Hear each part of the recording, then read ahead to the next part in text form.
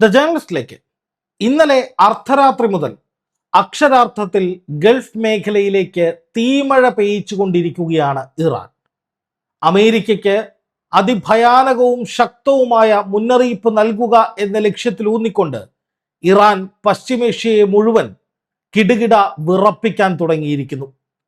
American president Donald ട്രംപിന്റെ വെടിനിർത്തൽ തന്ത്രങ്ങളൊന്നും ഏശുന്നില്ല എന്ന് മാത്രമല്ല, ലെബനനെ കടന്നാക്രമിക്കുന്നത് തുടരുന്ന ഇസ്രായേലിന്റെ രീതി അത് ഇറാനെ വല്ലാതെ പ്രകോപിപ്പിക്കുകയും ചെയ്യുകയാണ്. യുദ്ധം തുടങ്ങിവെച്ചതിന് ശേഷം എന്തു ചെയ്യണമെന്നറിയാത്ത 4-ാം മാസത്തിലേക്ക് യുദ്ധം തുടങ്ങിയ അമേരിക്കയും ഇസ്രായേലും കടക്കുമ്പോൾ ഇറാനെ സംബന്ധിച്ച് യാതൊരു തരത്തിലുള്ള നിലപാട് മാറ്റവുമില്ല, ക്ലാരിറ്റി കുറവുമില്ല. ഇറാൻ ഇപ്പോൾ സ്വീകരിച്ചിരിക്കുന്ന നിലപാട് അമേരിക്കയും ഇസ്രായേലിനെയും പരമാവധി വേദനിപ്പിക്കുക, അമേരിക്കയെ പിന്തുണയ്ക്കുന്ന ഗൾഫ് രാജ്യങ്ങൾ തങ്ങളുടെ നിലപാട് തിരുത്തിക്കൊണ്ട് ഗൾഫിന്റെ സംരക്ഷണത്തിന് വേണ്ടി അമേരിക്കയെ തള്ളിപ്പറയാൻ തയ്യാറാവുക, പശ്ചിമേഷ്യയെ ദുരന്ത ഭൂമിയാക്കി മാറ്റി നമ്മൾ ഉൾപ്പെടെയുള്ള സകല ജനങ്ങളെയും ദുരിതത്തിലേക്ക് തള്ളിവിടുന്ന വിധത്തിൽ ഇസ്രായേലിന്റെ താല്പര്യങ്ങൾ സംരക്ഷിക്കാൻ വേണ്ടി മാത്രം യുദ്ധത്തിനിറങ്ങിയ ട്രംപിന് ചുട്ട മറുപടി കൊടുക്കുക തന്നെ ചെയ്യുമെന്ന് ഇറാൻ പ്രഖ്യാപിക്കുമ്പോൾ ഏറ്റവും അധികം വലയുന്നത് ഗൾഫ് രാജ്യങ്ങൾ തന്നെയാണ്. ഇക്കഴിഞ്ഞ മണിക്കൂറിൽ ഇറാൻ കുവൈറ്റിലെ വിമാനത്താവളത്തിനുള്ളിലേക്ക് അതിശക്തമായ ഡ്രോൺ ആക്രമണം നടത്തി എന്ന റിപ്പോർട്ടുകൾ പുറത്തു വരികയാണ്. നിരവധി ഡ്രോണുകൾ ഉപയോഗിച്ച് നടത്തിയ ആക്രമണത്തിൽ വിമാനത്താവളത്തിലെ ടെർമിനൽ 1-ൽ വലിയ സ്ഫോടനങ്ങൾ നടന്നതായാണ് പുറത്തുവരുന്ന വിവരം. ആ സ്ഫോടനത്തിൽ നിരവധി പേർക്ക് പരിക്കേറ്റിട്ടുണ്ട് എന്ന വിവരവും പുറത്തു വരുമ്പോൾ ഇറാൻ ഇനി ഒരു വിട്ടുവീഴ്ചയും ഇല്ലാത്ത വിധത്തിലേക്ക് ആക്രമണങ്ങൾ കടുപ്പിക്കുകയാണ് എന്ന് തന്നെ വേണം പറയാൻ.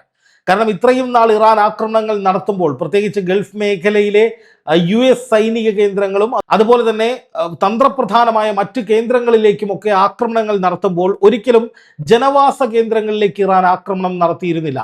അതാണ് ഇസ്രായേലും ഇറാനും തമ്മിലുള്ള വ്യത്യാസം. ഇറാൻ ആക്രമണം നടത്തുമ്പോൾ അത് വളരെ പ്രധാനപ്പെട്ട സൈനിക കേന്ദ്രങ്ങൾ ഉൾപ്പെടെയുള്ള പ്രദേശങ്ങളെ ടാർഗറ്റ് ചെയ്യുകയാണ് എങ്കിൽ ഇസ്രായേൽ കൊച്ചുകുട്ടികളും സ്ത്രീകളും അതുപോലെ തന്നെ നിരാലംബരും ഒക്കെ കഴിയുന്ന സാധാരണക്കാരായ ജനങ്ങൾ കഴിയുന്നിടങ്ങളിലേക്ക് ആക്രമണങ്ങൾ നടത്തി തിരിച്ചടിയില്ലാതെ ആക്രമിക്കാൻ കഴിയുമെന്ന ഭീരുത്വം പ്രകടിപ്പിച്ച് മേനി നടിക്കുന്നവരാണ്. പക്ഷേ ഇപ്പോൾ കാര്യങ്ങൾ കുറെ കൂടി തീവ്രമാവുകയാണ്. ഇറാൻ ജനവാസ കേന്ദ്രങ്ങളെ കൂടി, അല്ലെങ്കിൽ ജനങ്ങൾ കൂടുതലായി, സാധാരണക്കാർ കൂടുതലായി എത്തുന്ന സ്ഥലങ്ങളിലേക്ക് കൂടി ആക്രമണം വ്യാപിപ്പിച്ചിരിക്കുന്നു. ഇത് യുദ്ധം അതിതീവ്രമാക്കുന്നതിന്റെ ഭാഗമായിട്ട് തന്നെയാണ് എന്നാണ് വിലയിരുത്തപ്പെടുന്നത്. അതായത് കുവൈറ്റ് എയർപോർട്ടിലെ ടെർമിനൽ 1-ലേക്കാണ് ആക്രമണം ഉണ്ടായത്. അവിടെ യാത്രക്കാരിരിക്കുന്ന പ്രദേശങ്ങളിൽ അടക്കം സ്ഫോടനങ്ങൾ ഉണ്ടായി എന്നാണ് ആദ്യഘട്ടത്തിൽ പുറത്തു വരുന്ന വാർത്ത. അതുകൊണ്ട് തന്നെ നിരവധി ആളുകൾക്ക് പരിക്കേൽക്കാനുള്ള സാധ്യതകൾ ഏറെയാണ്. അതുകൊണ്ട് തന്നെ ഈ യുദ്ധം കുറെ കൂടി കടുപ്പിക്കാൻ ഇറാൻ തീരുമാനിച്ചിരിക്കുന്നു എന്ന് നിസ്സംശയം നമുക്ക് പറയാൻ സാധിക്കും. ഇത്രയും കാലം പല പരിഗണനകളും ഇറാൻ നൽകിയിരുന്നുവെങ്കിലും ഇറാനോട് യാതൊരു പരിഗണനയും കാണിക്കാതെ ഇറാനിലെ ജനങ്ങളെ തകർക്കുന്ന വിധത്തിൽ കൂടുതൽ ആക്രമണങ്ങളിലേക്ക് മുതിരുന്ന അമേരിക്കയുടെ ഈ നീക്കത്തിനെതിരായിട്ടാണ് ഇപ്പോൾ ഇറാൻ അതേ നാണയത്തിൽ തിരിച്ചടിക്കുന്നത് എന്ന് വേണമെങ്കിൽ പറയാം. നോക്കുക, അൽ ജസീറയുടെ വാർത്ത.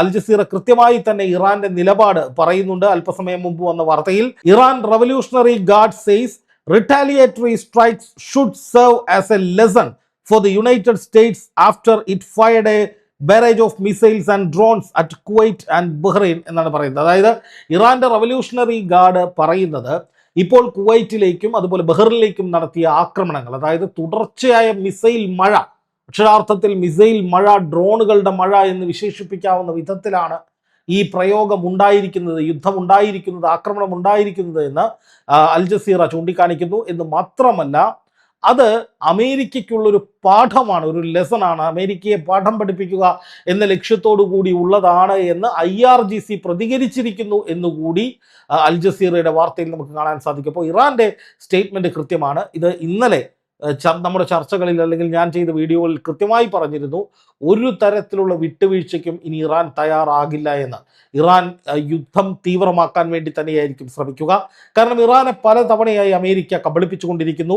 ലോകരാജ്യങ്ങളെ മുഴുവൻ വിഡ്ഢികളാക്കുന്ന വിധത്തിൽ ട്രംപ് നിരന്തരമായി ഈ വിഷയത്തിൽ, അതായത് ഇറാനുമായുള്ള യുദ്ധ വിഷയത്തിൽ നിലപാടുകൾ മാറ്റുകയാണ്, പ്രഖ്യാപനങ്ങൾ മാറ്റുകയാണ്. പല കാര്യങ്ങളും പറഞ്ഞതല്ല പ്രവർത്തിക്കുന്നത്. ഒരേ സമയം സമാധാനത്തിന് വേണ്ടി ശ്രമിക്കുകയും അതേസമയം യുദ്ധം തുടരാൻ വേണ്ടിയിട്ട് അല്ലെങ്കിൽ ഇറാനിലേക്ക് ആക്രമണങ്ങൾ നടത്തുകയും ചെയ്യുന്നുണ്ട് അമേരിക്ക.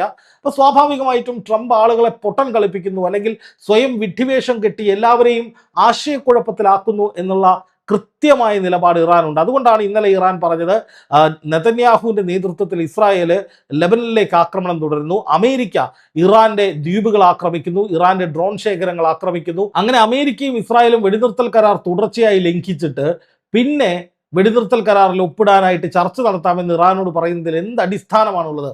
അതുകൊണ്ട് തന്നെ ഇനി ഇറാന്റെ അവകാശങ്ങൾ സംരക്ഷിക്കുന്നത് വരെ, ഇറാൻ മുന്നോട്ട് വെച്ച കാര്യങ്ങളിൽ തീർപ്പുണ്ടാകുന്നത് വരെ ഒരു തരത്തിലുള്ള ചർച്ചകൾക്കും തയ്യാറല്ല എന്ന് ഇന്നലെ ഇറാന്റെ പ്രതിനിധികൾ മധ്യസ്ഥ രാജ്യങ്ങളെ അറിയിച്ചതായി വാർത്തകൾ പുറത്തു വന്നിരുന്നു. അതിനുശേഷമാണ് തുടർച്ചയായി ഇറാൻ ശക്തമായ തിരിച്ചടികൾ നടത്തിക്കൊണ്ടിരിക്കുന്നത്. ബഹ്റൈനിലെ 5ാം കപ്പൽപ്പടയുടെ ആസ്ഥാനത്തിന് നേരെ ആക്രമണം നടത്തിയെന്ന് ഇറാൻ അവകാശപ്പെടുന്നുണ്ട്. അമേരിക്കയുടെ വാണിജ്യ കപ്പൽ തകർത്തതായി ഇറാൻ അവകാശപ്പെടുന്നുണ്ട്. കുവൈറ്റിലെ അമേരിക്കൻ സൈനിക കേന്ദ്രങ്ങൾക്ക് വലിയ നാശനഷ്ടം ഉണ്ടായതായി ഇറാൻ അവകാശപ്പെടുന്നുണ്ട്. ആദ്യഘട്ടത്തിൽ അമേരിക്ക ഇതെല്ലാം നിഷേധിച്ചുവെങ്കിലും അല്പസമയം മുമ്പ് കുവൈറ്റിലെ എയർപോർട്ട് ആക്രമിക്കപ്പെട്ടതായും അവിടെ വലിയ തോതിൽ നാശനഷ്ടങ്ങൾ ഉണ്ടായതായുമുള്ള റിപ്പോർട്ടുകൾ പുറത്തു വന്നിട്ടുണ്ട്.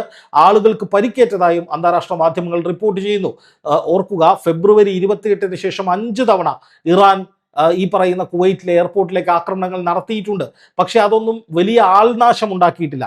എയർപോർട്ടിൽ പലയിടത്തും നാശനഷ്ടങ്ങൾ ഉണ്ടായിട്ടുണ്ട് എങ്കിലും ആളുകൾ കൂടുതലായി പരിക്കേൽക്കുന്ന അവസ്ഥ, അല്ലെങ്കിൽ ജനങ്ങൾക്ക് പരിഭ്രാന്തി ഉണ്ടാക്കുന്ന, അവർക്ക് പരിക്കേൽക്കുന്ന സാഹചര്യം കുറവായിരുന്നു. പക്ഷെ ഇപ്പോൾ പാസഞ്ചേഴ്സ്, ആളുകൾ കൂടി നിൽക്കുന്ന പ്രദേശങ്ങളിലേക്ക്, ടെർമിനൽ 1ലേക്ക് കൃത്യമായി തന്നെ ആക്രമണം നടക്കുമ്പോൾ തീർച്ചയായിട്ടും ഇറാൻ മൂർച്ച കൂട്ടുകയാണ് തങ്ങളുടെ ആക്രമണത്തിന് എന്നു തന്നെ വേണം പറയാൻ. ഇത് ഗൾഫ് മേഖലയെ വലിയ കടുത്ത പ്രതിസന്ധിയിലേക്ക് കൊണ്ടുപോവുകയാണ് എന്ന കാര്യത്തിൽ ഒരു തർക്കവുമില്ല. വലിയ ഭീതിയിലേക്ക് കൊണ്ടുപോവുകയാണെന്ന കാര്യത്തിൽ ഒരു സംശയവുമില്ല. പ്രവാസികളായിട്ടുള്ള ഇന്ത്യക്കാർ, മലയാളികൾ ഒക്കെ വലിയ ആശങ്കയിലാണ്. കാരണം അവരവിടെ പോകുന്ന കച്ചവടം നടത്താനും ജോലി ചെയ്യാനും ജീവിക്കാനും മെച്ചപ്പെട്ട ഒരു ജീവിത സാഹചര്യം മുന്നോട്ട് കൊണ്ടുപോകാനും ഒക്കെയാണ്. ഒരുപാട് പേർ നാട്ടിലേക്ക് വരാൻ കാത്തിരിക്കുന്നു, ഒരുപാട് പേർ ഇവിടെ നിന്ന് തിരിച്ചു പോകാൻ കാത്തിരിക്കുന്നു. ആ സമയത്താണ്, ഇത്രയും ക്രൂഷ്യലായ ഒരു ഘട്ടത്തിലാണ്, ഈ വെക്കേഷൻ സമയമൊക്കെ കഴിഞ്ഞ് ആളുകൾ തിരിച്ചു പോകാനൊക്കെയായി തയ്യാറെടുക്കുന്ന സമയത്താണ്, ഇത്രയും ക്രൂഷ്യലായ ഒരു സമയത്താണ് ഇത്രയും വലിയൊരു ആക്രമണം ഉണ്ടാകുന്നത്. പ്രവാസികൾ വലിയ ഭീതിയിലാണ്, ഒരു സംശയവും വേണ്ട. എൻ്റെ ചില പ്രവാസി സുഹൃത്തുക്കളുമായി ഞാൻ ഫോണിൽ സംസാരിച്ചിരുന്നു. അവരൊക്കെ പറയുന്നത് എന്താകുമെന്ന് അവസ്ഥ എന്നറിയില്ല. പലയിടത്തും ടാക്സ് വർദ്ധിക്കാൻ പോവുകയാണ് എന്ന വാർത്തകൾ വരുന്നുണ്ട്. ചെലവ്, ഇന്ധന ചെലവടക്കം വർദ്ധിക്കാൻ പോകുന്നു, വാടക കൂടാൻ പോകുന്നു, അതുപോലെ തന്നെ വലിയ തോതിൽ അനിശ്ചിതത്വങ്ങൾ തുടരാൻ പോകുന്നു. ഹോർമുസ് കടലിടുക്ക് അടച്ചിട്ടതിനെ തുടർന്നുണ്ടായ വലിയ തോതിലുള്ള നഷ്ടം വ്യാവസായിക മേഖലയ്ക്കുണ്ട്. കമ്പനികളുടെ പ്രൊഡക്ഷൻ നിലയ്ക്കുന്ന സാഹചര്യം, അവശ്യ വസ്തുക്കൾ കിട്ടാത്തതിനെ തുടർന്ന് പ്രൊഡക്ഷൻ നിലയ്ക്കുന്ന സാഹചര്യമുണ്ട്. അതുപോലെ തന്നെ ചെങ്കടൽ ഉൾപ്പെടെ ഉപരോധിക്കാൻ പോവുകയാണ് എന്ന് ഇറാൻ മുന്നറിയിപ്പ് കൊടുക്കുന്ന സാഹചര്യമുണ്ട്. അപ്പോൾ സ്വാഭാവികമായിട്ടും അതൊക്കെ വലിയ ഭീതി പ്രവാസികൾക്കിടയിൽ സൃഷ്ടിച്ചിട്ടുണ്ട് എന്ന കാര്യത്തിൽ തർക്കമൊന്നുമില്ല. അവർ വലിയ ആശങ്കയിൽ തന്നെയാണ്. അതേസമയം ഇസ്രായേലിനെ സംബന്ധിച്ചിട്ടാണെങ്കിൽ, ഇസ്രായേൽ ഇപ്പോൾ ലെബനനിലേക്ക് വീണ്ടും ആക്രമണം തുടരുകയാണ്. ഇറാന് നേരെ ചെറുവിരലനക്കാൻ ഇസ്രായേലിന് കഴിയുന്നില്ല. കാരണം ഇസ്രായേൽ ഏതെങ്കിലും തരത്തിൽ ഇറാന് നേരെ ആക്രമണം നടത്തിയിട്ടുണ്ടെങ്കിൽ ഇസ്രായേലിനെ തച്ചു തകർക്കാൻ സജ്ജമായി ഇറാന്റെ മുഴുവൻ സന്നാഹങ്ങളും തയ്യാറാണ്. അപ്പോൾ യുദ്ധം എങ്ങനെയെങ്കിലും മുന്നോട്ട് കൊണ്ടുപോകണം എന്ന ഒരു ആവശ്യത്തിൽ ഊന്നിക്കൊണ്ട് ലെബനനിലേക്ക് ഇസ്രായേൽ ആക്രമണം തുടരുന്നു. അത് വലിയ പ്രകോപനമായി മാറുകയാണ് ഇറാന്.